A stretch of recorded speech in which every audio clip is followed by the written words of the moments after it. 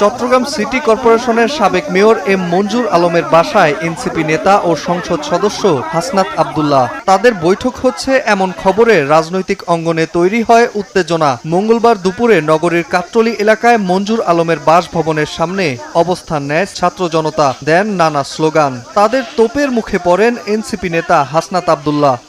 আসার কথা এসে প্রোগ্রাম করে চলে গেছে, এমনকি একটা নিউজ, এটা কোনো রাজনৈতিক সাক্ষাৎকার না, এমনি প্রাইভেট সাক্ষাৎকার এই ধরনের আমাকে কথা বললো। এর একটু পরে আমাকে আবার উনি নিজ থেকে ফোন দিয়ে আবার মানে বিষয়টা শিওর থেকে আবার ইনশিওর করতেছে।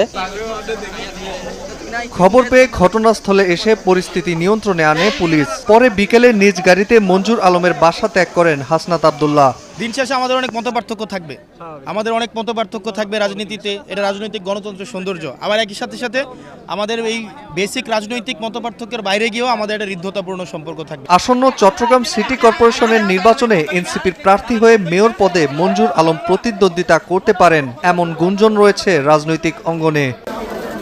এর আগে গত রমজানে চট্টগ্রামে এনসিপির ইফতার মাহফিলে এম মঞ্জুর আলমের ছবি সম্বলিত পানির বোতল নিয়ে গুঞ্জন তৈরি হয়েছিল চট্টগ্রামে। এম মঞ্জুর আলম 2010 সালে চট্টগ্রাম সিটি কর্পোরেশনের নির্বাচনে বিএনপির সমর্থন নিয়ে মেয়র নির্বাচিত হন। সময় সংবাদ, চট্টগ্রাম।